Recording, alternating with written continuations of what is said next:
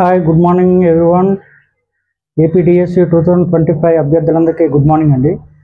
ఈరోజు మనం శాఖర్ అప్డేట్స్ నుంచి మీకు ఒక కొత్త విషయం చెప్పబోతున్నాను.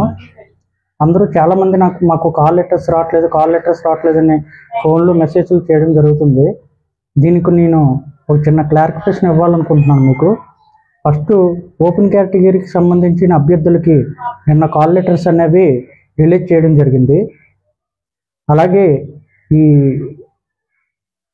బీసీ, ఎస్సీ, ఎస్టీ వీళ్ళకి సంబంధించి ముందు ఓపెన్లో మనకి ఎంతమంది ఉన్నారు ఏంటి అనేది సర్టిఫికేట్ వెరిఫికేషన్ అయిన తర్వాత ఈ బీసీకి సంబంధించి ఈ కేటగిరీలకు సంబంధించి మిగతా వాళ్ళకి అవకాశం ఇవ్వడానికి అన్నమాట స్టెప్ బై స్టెప్ చేసుకొని వస్తున్నారు. ఇన్నాళ్ళగా ఓపెన్లో ఇంతమందికి అని ఇచ్చేసి కేటగిరీలో ఇంతమందికి అని ఇచ్చేసి అవి ఫిల్ అవ్వకపోతే క్యారీ ఫార్వర్డ్ చేసేయడానికి కాకుండా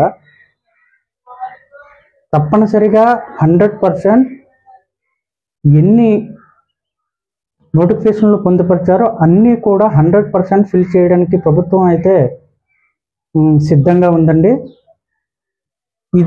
ఈ పద్ధతి అనేది అందరికీ కొత్త కావచ్చు, బట్ ఇది చాలా క్లియర్ కట్గా గవర్నమెంట్ మాత్రం చేస్తుంది. ఈ విషయాన్ని మాత్రం ఎవరు తప్పు పట్టడానికి లేదు. ఇది మీకు రాను అర్థమవుతుంది. ఎందుకంటే ఈ కేటగిరీలోకి సంబంధించి ఈ పిహెచ్సి సంబంధించి ఏవైనా పోస్టులు ఉండిపోతే అవి క్యారీ ఫార్వర్డ్ చేసి మళ్ళీ ఎప్పుడో నోటిఫికేషన్ వచ్చే వరకు అవి ఫిల్ చేసేవారు కాదు. బట్ ఇప్పుడు అలా అయితే కాదు. ఈ క్యారీ ఫార్వర్డ్ చేయకుండా ఇప్పుడు ప్రస్తుతం నోటిఫికేషన్లు ఇచ్చిన అన్ని పోస్టులని కూడా ఫిల్ చేయడానికి 100% గవర్నమెంట్ వారు ట్రై చేస్తున్నారు. అందువల్ల మీకు ఏంటంటే ఫస్ట్ ఓపెన్ కేటగిరీ నుంచి ఫిల్ చేసుకుని వచ్చి తర్వాత కేటగిరీల వారీగా ఎస్సీ, ఎస్టీ, బీసీ, పీడబ్ల్యూ అన్నీ కూడా ఫిల్ చేయడానికి ట్రై చేస్తున్నారు. సో ఇందులో మాత్రం మీకు ఈ పద్ధతి కొత్త. ఇన్నాళ్ళు పాత డిఎస్సి మెరిట్ లిస్టులు అనేవి ఎలా ఉండేవంటే ఫస్ట్ మెరిట్ లిస్ట్ ఇచ్చి తర్వాత సెలక్షన్ లిస్ట్ ఇచ్చి ఆ సెలక్షన్ లిస్టులో అందరినీ పిలిచి ఆ కేటగిరీకి సంబంధించిన పోస్టులు కానీ ఎవరు లేకపోతే అవి బ్యాక్లాగ్ వదిలేసి అవి మళ్ళీ ఎప్పుడో ఒక 5-10 సంవత్సరాల తర్వాత నోటిఫికేషన్ వచ్చాక క్యారీ ఫార్వర్డ్ చేసి ఇంత పద్ధతి ఉండేది. కానీ ఇప్పుడు అలా కాదండి.